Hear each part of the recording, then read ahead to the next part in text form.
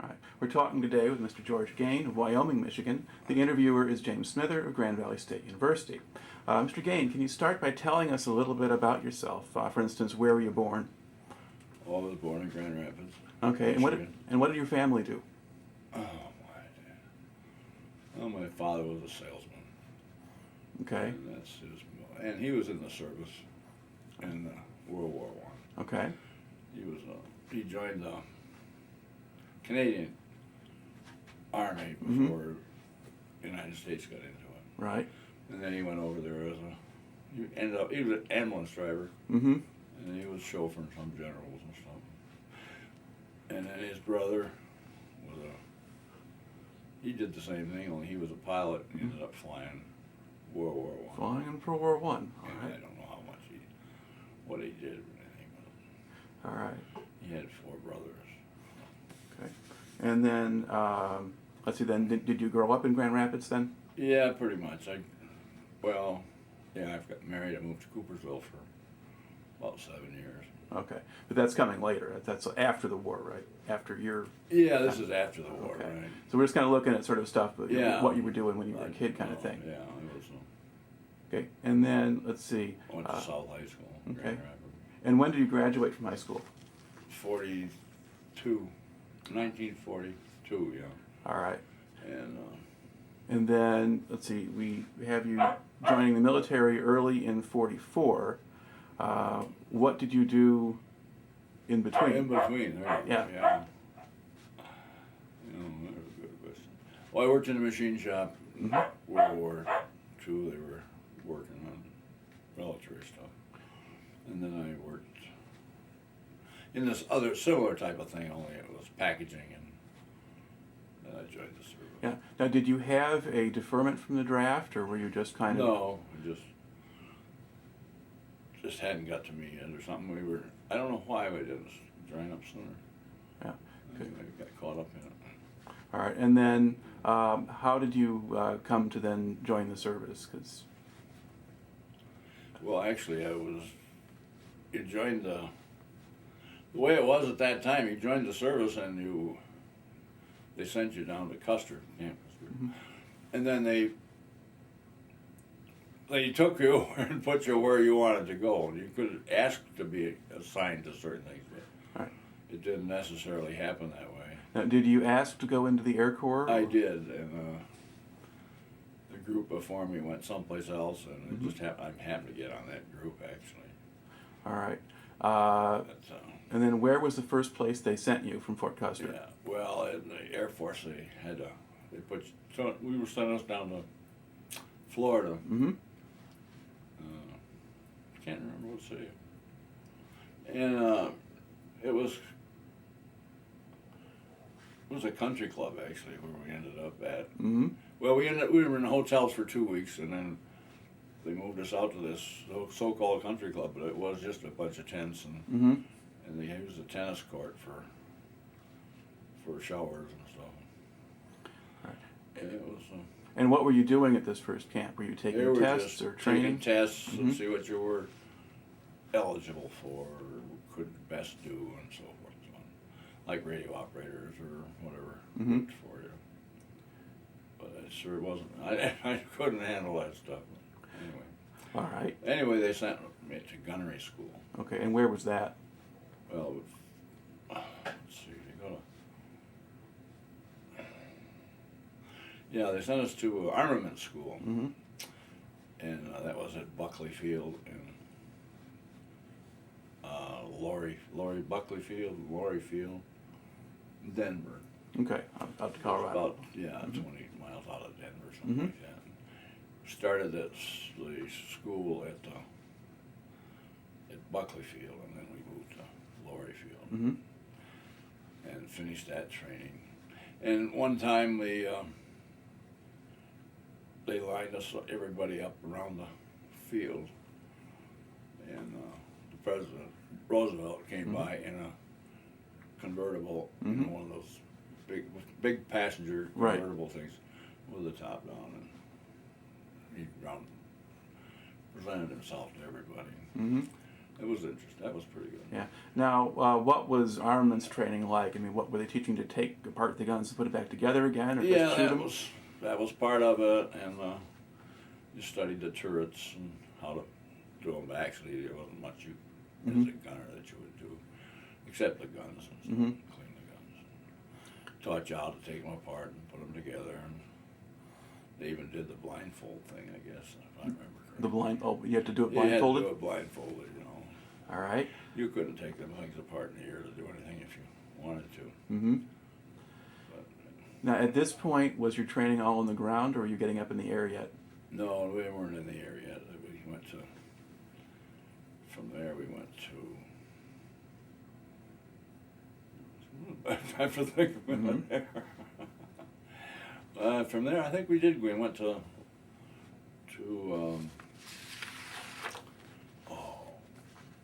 I have trouble. Went to Texas. Mm-hmm. To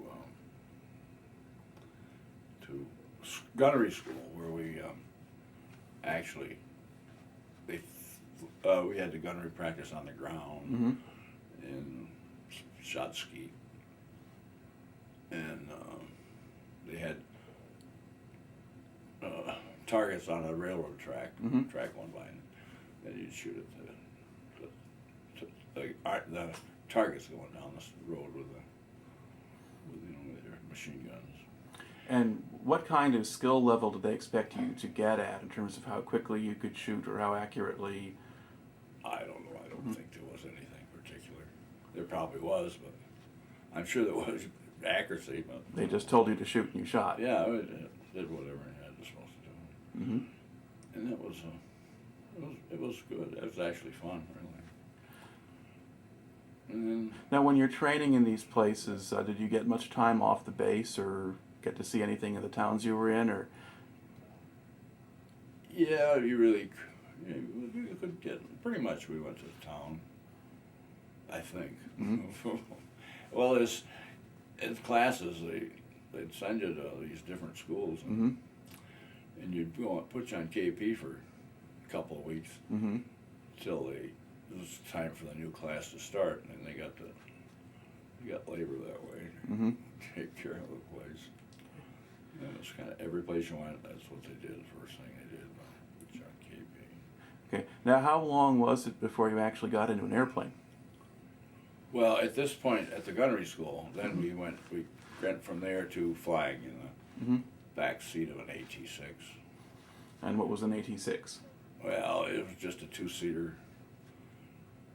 And was that I think that was what they were, because you'd fly in the back end of this particular AT-6s were what the pilots trained in. Their second, they trained in smaller ones, and then they put them in the AT-6s, Right. and from there on, they probably went to the ones that they were going to fly. Okay. Now, when you were going up in those, did you have a gun? Did you have guns you could practice with and shoot at targets, or were you just getting used to going up in the air? No, that's when you went up, they were shooting at targets, and they did that for I don't know a week or a couple of weeks probably. Okay. Now, do they tow targets behind aircraft, or did you shoot at targets on the ground? Yeah, Or? they towed them behind the. One day they shot the target down. Well, they actually put some holes in the plane that the pilot was flying. They were not too happy about that. Okay. Now, were there any women pilots at these training bases you were at? Not that I know of. Okay. I don't remember. Because there were points where women were kind of doing a lot of the stuff that was sort of stateside, other training pilots or Yeah, towing targets and they things were- like that. I think mostly they just ferried airplanes. I think that's what the main thing that they did. Okay. As far as flying goes, I think, I don't know for sure. Okay. But anyway, you weren't seeing a whole lot of them where you were. No, I didn't remember seeing them at all. Okay. Except they were working as secretaries and stuff like that. All right. Now, at what point did you get sent over to Europe? Oh, well, we went from. We were a group. We went over as a group. Okay. So we formed up as a group. So we did all our practicing. We got everybody together at a certain point. We went out. I think Walla Walla, Washington. Okay.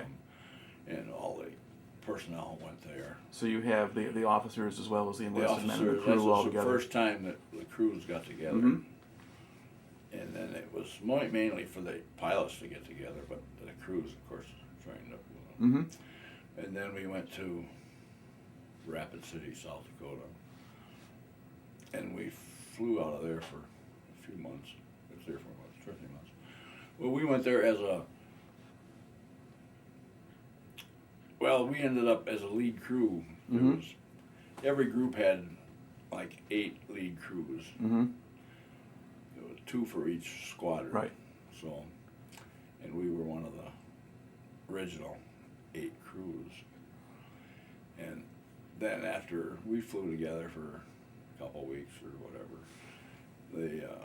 then the other crews started to come in, Mhm. and they formed squadrons. And we were lead crew of the 729th squad. Okay.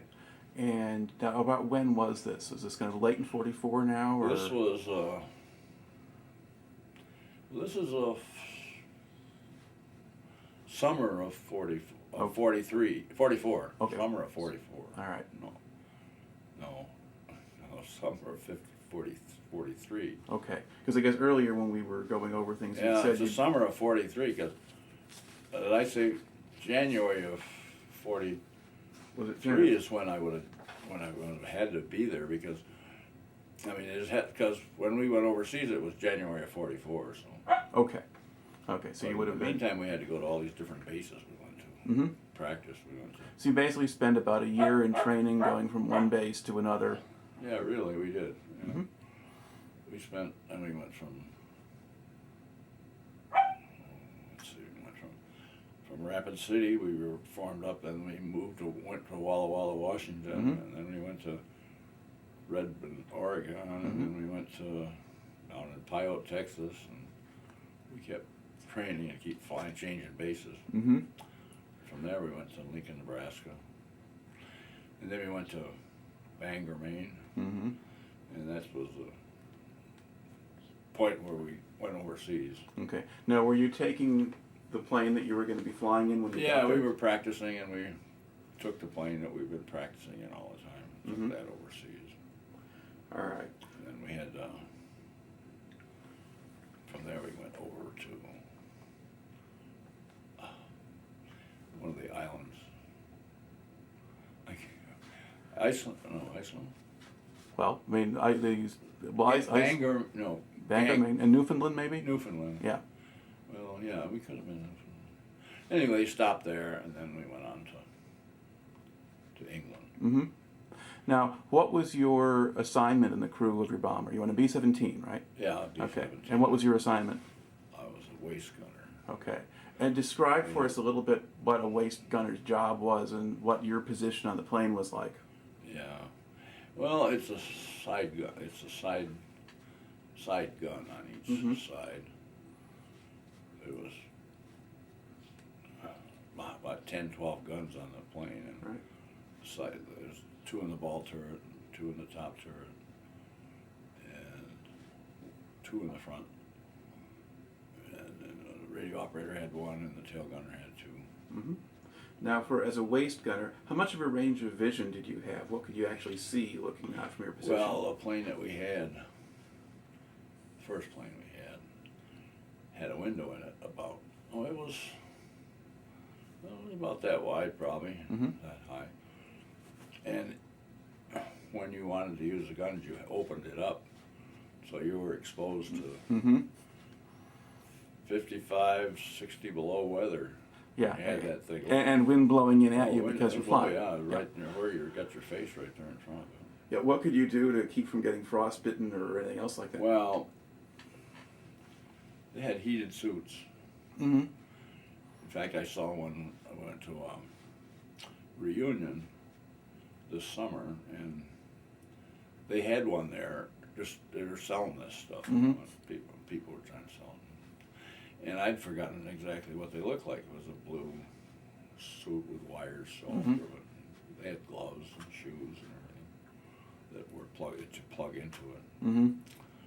So but then you'd have to stand out there in that wind and Yeah. blowing in your face. And only you had your forehead, just a part of your forehead was the only part of your skin that was exposed. Mm-hmm. In fact, one day they were sleeping up there.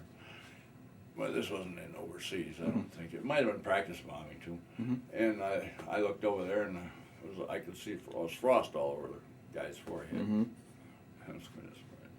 About how high did you normally fly? Oh, 25 to 30,000 usually. Okay. So you had oxygen supplies, or? Oh, yeah. You hit 10,000 miles, 10,000 feet wide. They put the oxygen masks on. You have to have them on by 15,000. Mm-hmm. Otherwise, they put it on at 10,000. Right. Tell me a little bit about the crew you were flying with. What were some of those guys like? Oh, we had a pretty good crew. We had pretty good guys there. As far as the officers go, they had good training. Mm-hmm. They were good. Though enlisted men, of course, they were good. We had a good crew. We weren't that friendly on the ground. I mean, we went our own ways. Where a lot of crews, they went together pretty much. Mm-hmm. We kind of separated out each way for some reason. I don't know why. We had some fellows that got into a few troubles here and there, but one of them, he got him for, well, he went on vacation. He went for a 3-day pass or something. And he forgot to come back for a few days. Okay. He found some girlfriend and he didn't make it back. I believe he ended up in the brig for not in a long time. And then one of the other fellows got sick, and he did something too. He got into trouble. We all got in a little bit of trouble. Okay. Well, let's see, were they getting trouble in the States or over in England, or both? In England. Okay. Well, what kind of trouble could people get into in England? Well, I don't know. You don't have to Yeah. get duty until, but... No. I did one time. It was rather completely stupid. But I had to wear they had gas mask day. Mm-hmm. I had to take the gas mask with you wherever you went. Mm-hmm. Well, we were going to London and we didn't want to drag that thing around, so I went out the gate without it on purpose. Got caught. And that was it. So then we went to town and going down the street, and some officer, I didn't salute this officer apparently, and he stopped me for it. They had somebody following him, so they could prove that I didn't do it. So anyway, I went back to the base and I didn't think anything of it. And then I got called into the office again. I had 3 charges against me. One of them for not the gas mask, and the other one for not saluting, and the other one for not reading the bulletin board and coming into the office about it. So I think I had me out making cement blocks or something, out working on the runway or something. It was no big deal, but it's just one of those things. Yeah. Now, where were you based in England, or what part of England were you in? We were near Norwich, which is the east. Norfolk, East Anglia, yeah. Yeah. That's where a lot of the bomber We command were bases about are. 17 miles from there. There was a base every 5 miles or so, Right. They all overlapped each other. Okay. Now, when you came over, did your squadron go over as a group to join an existing bomb group, or were you a crew that was just joining an existing No, unit? we were a group when we started flying together, and we remained that way. We were the 452nd bomb group with 728th, 29th, 30th, 31st Squadron, so 4 Squadron. And we took all our own planes over. Then after a while, of course, if you're getting shot down or something, they'd replace them. Now, got when better yeah, ones. when did you start flying raids over Europe then? That would be the, it was February of '44. Okay, and where were they sending you at that point? Well, I think the first ones were like in France. Mm-hmm. Different, not too far in, but then it was after some time they started penetrating Germany and Poland and all over, any place. Okay. What do you remember about your first mission over Europe? First time you went out? I don't really remember much about the many missions that we had. Most of the time we had at least one engine shot out, like 20% of the time, 25% of the time. They'd get flak or something would happen to them. Okay. Now, do you remember kind of were there areas where the flak or anti-aircraft was particularly bad? I mean, was some places better than others, or? Oh yes, it was. Sometimes it was really black, Mm-hmm. just really black. That's just big black puffs. When if you saw red, it was pretty close when you'd see it when it would come out red one time. And we had, we were in the middle of it all. We were lead crew, so we would end up group lead or squadron lead all the time, and then we'd be wing lead. We ended up in wing lead more than after a while. Towards the end of flying, we were flying wing lead, which you'd have 500 planes behind you, or maybe 1,000. Now, was lead a better place to be than somewhere at the back end of the formation? No, it wasn't particularly. When the fighters attack, it just happened to be if you were lucky enough to be the one they didn't pick out. There was times they'd go through in like 50 or 60 planes. Fighters would attack you, groups, and they would just go right through and shoot. When they go through, they get one or two bombers quite often, because they're pretty hard to hit anything. Okay. Did you get much to shoot at yourself? I mean, when you're as a waist gunner.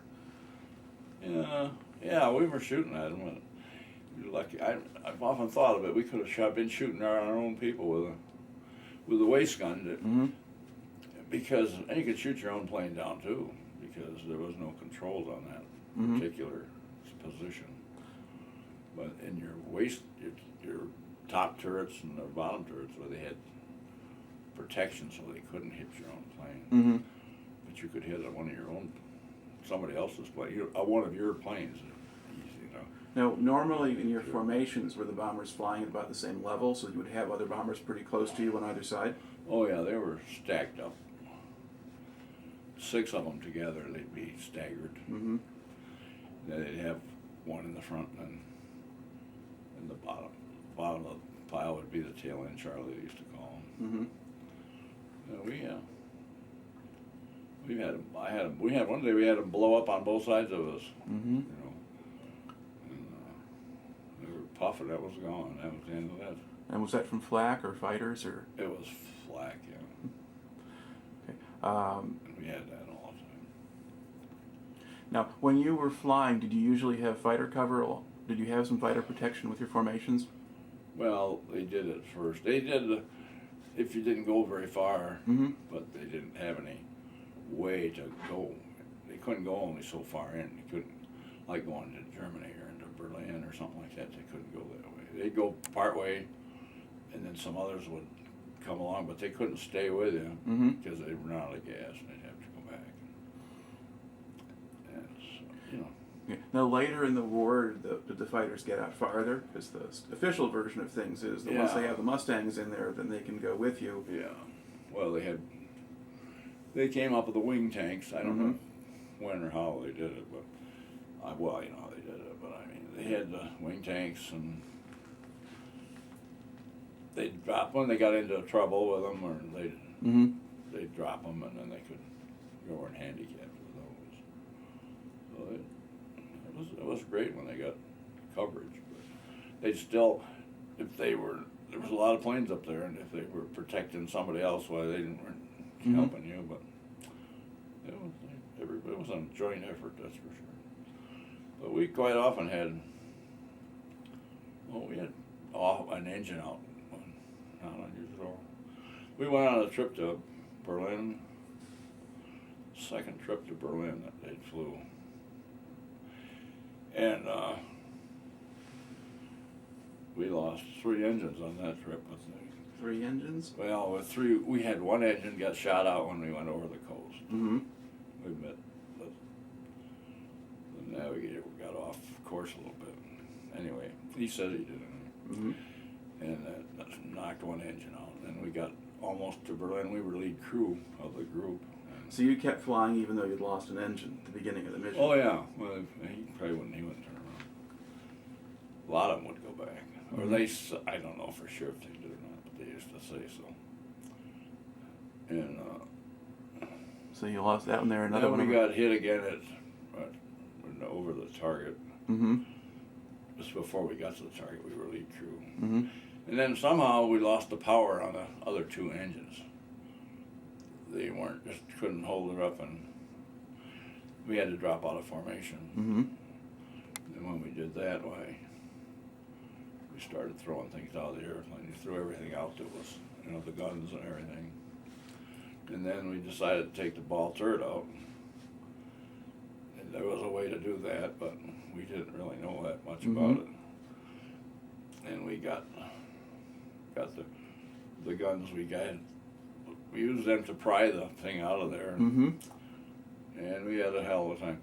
But they got a hold of me or held on to me, and I was jumping up and down on the thing. Mm-hmm. How lucky it didn't go out with it. Anyway, it finally went, and we got down to about 4,000 or 5,000 feet, maybe. I don't know where we were, 3,000 or 4,000. Mm-hmm. And then this power in those 2 engines picked up, and so we went on back, and we didn't have any trouble. Okay, so you made it back, and you We didn't were have. lucky. Nobody Yeah, where caught us. were you, over Germany or? It was over Berlin. Over Berlin. So Yeah. that when you're having all that happen. Yeah, that's when it all happened. Right Wow. at Berlin. So. Yeah. Got pretty close to a prison camp then. Yeah, that was partly there. Could have got there real easy. All right. As far as you can tell, did you manage to shoot down any German aircraft?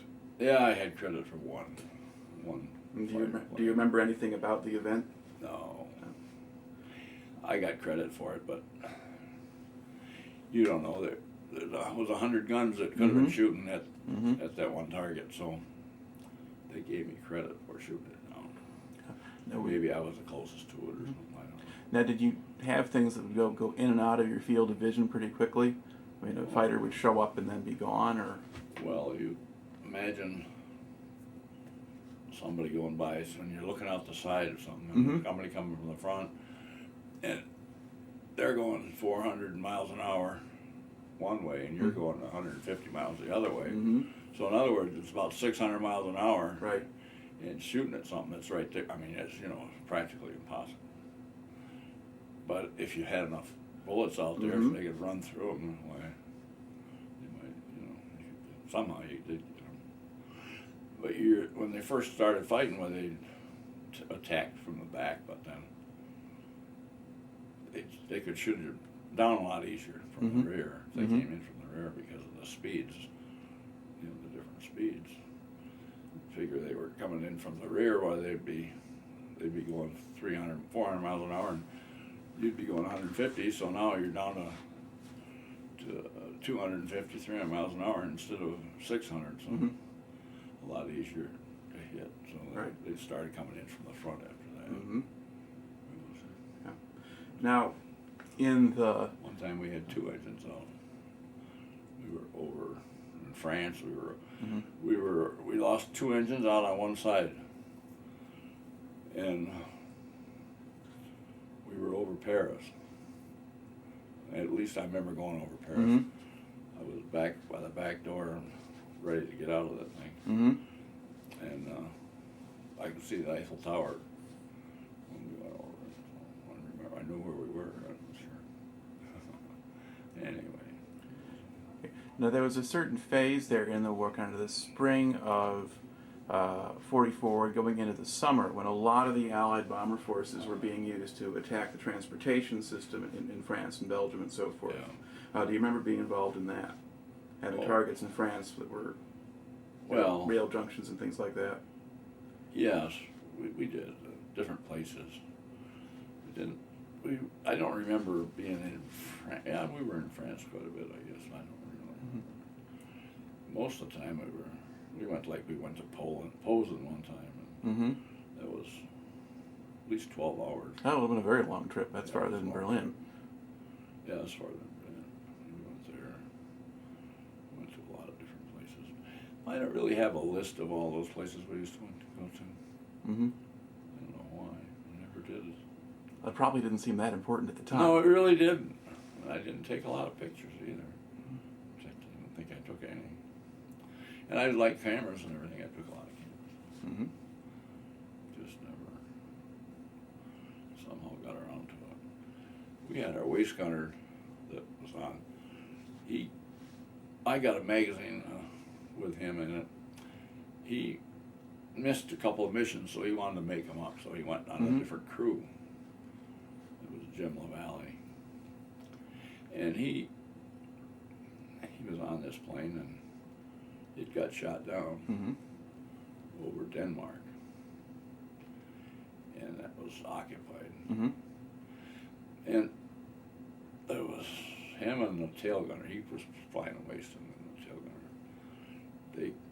They got out of together, and the underground got in touch with him and took him under their wing, and they got him out of the country. They had him on a picture of him in Time magazine, where he was sitting on a park bench with in the area where the Germans were, and with soldiers with guns and stuff. And they didn't. He was in civilian clothes. Both of them were, and they sent him back to Sweden.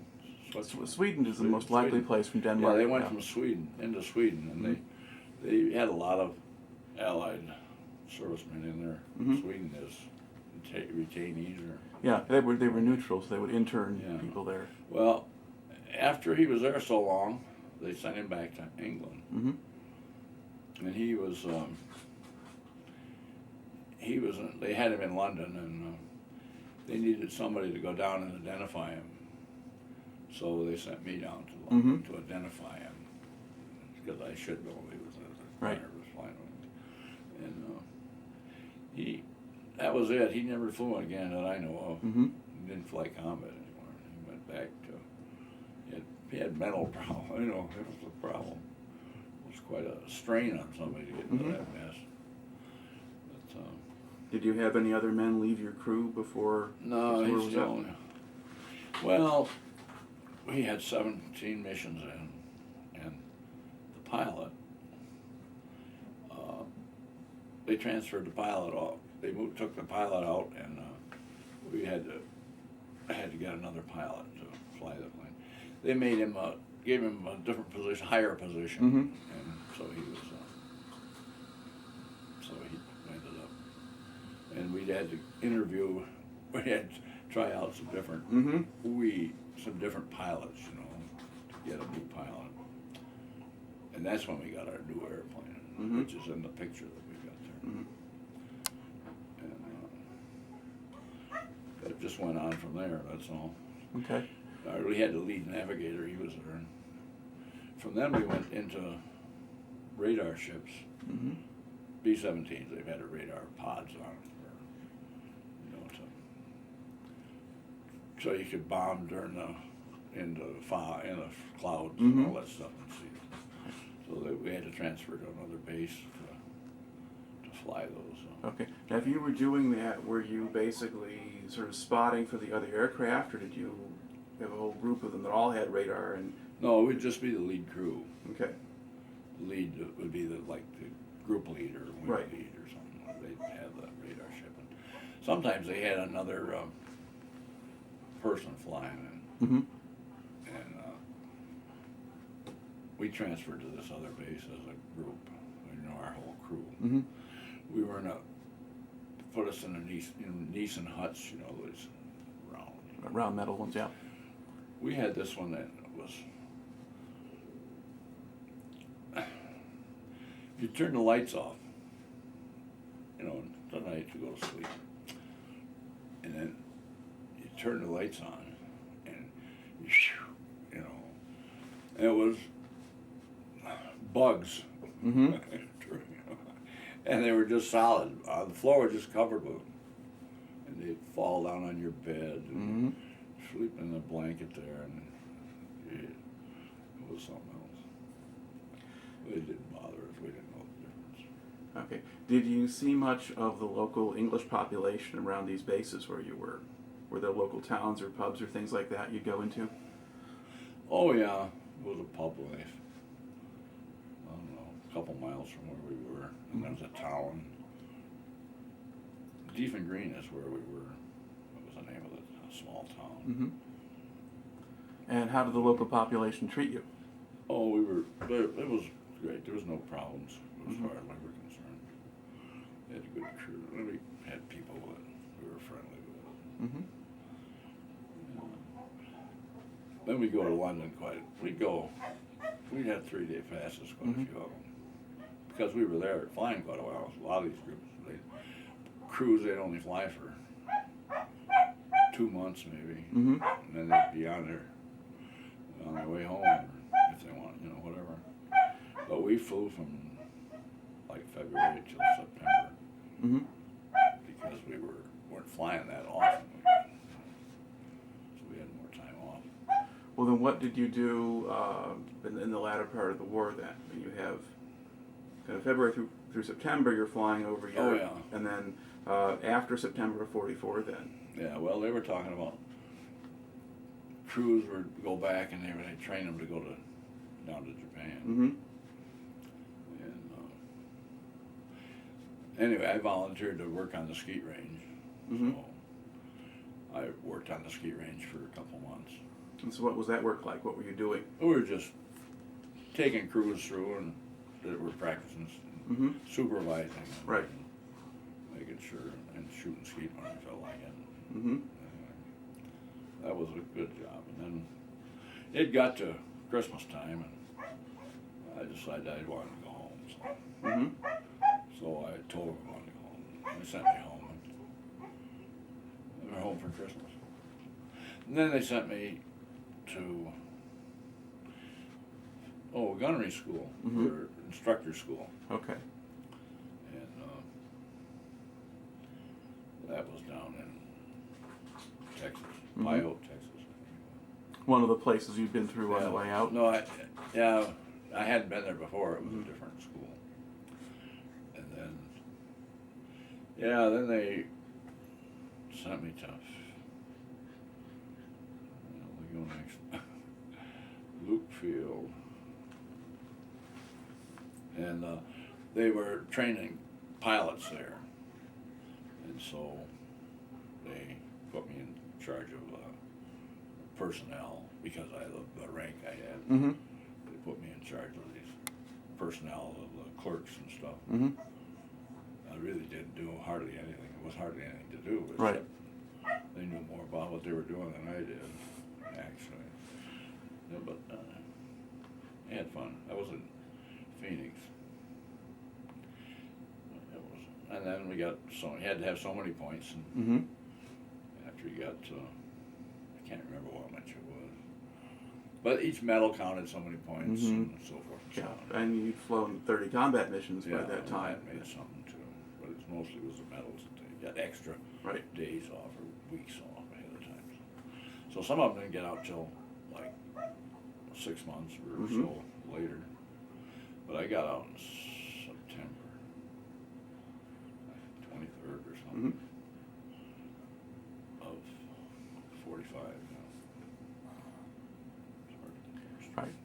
Okay. Yeah, but earlier than some of the guys did. Yeah. By quite a bit. Okay. Then did you come back home to Grand Rapids at that point? Yes, I did. And then what kind of work did you go into from there? Oh, My dad was he was working for a bakery and delivering baked goods. Mm-hmm.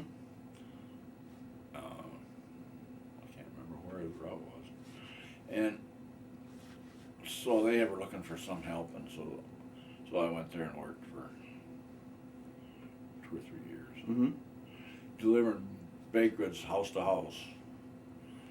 They used to do that years ago. I remember They had the old Colonial yeah. Bakery, and Mm-hmm. then they had Peter Pan. Well, that was Peter Pan that I worked for. Mm-hmm. It had changed. The drivers bought their own trucks, so it was a different name, United Bakers. And that was where I ended up for that time. Then I went to work for Electronic Parts House, and I stayed there for Warren Radio Company. I stayed there for 35 years, I guess. Mm-hmm. And I lived in the interim. I moved to Owasso for 10 years and ran a store over there for them. Then came back and ran a store in Grand Rapids. Mm-hmm. So I took care of me pretty well. Now, to look back on it now, how do you think your time in the service affected you, either as a person or just how you view things or anything else? I don't know, really. I've never thought about it that way, I don't think. Oh, it's something I think everybody should do. Everybody should go in the service for a couple of years at least. I think it's good training for most people. Okay, well, what would make it good training? Oh, find out, well, get acquainted with the rest of the world, I Mm-hmm. think, and helps them.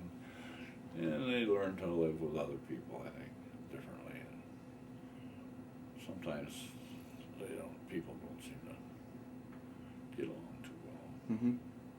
I don't know.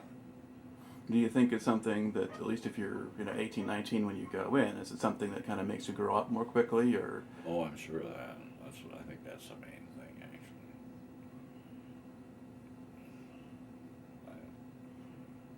I don't know. It's hard to say. Mm-hmm. Do you think that you probably wound up doing the kind of thing that you would have done anyway? You just had a couple of years of interruption?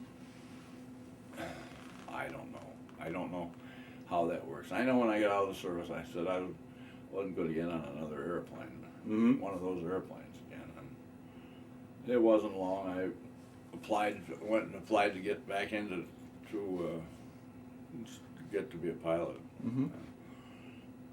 And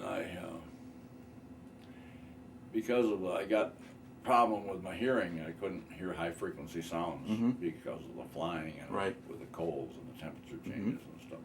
So my ears I couldn't hear high frequency sounds anymore. So I didn't get eligible to get back into the pilot. Mm-hmm. So then I started taking flying lessons. Mm-hmm. They had the GI Bill of Rights at that Right. time. And Right. I went to college for about a year, I think, and that junior college, Gane. Mm-hmm. And then I took flying lessons.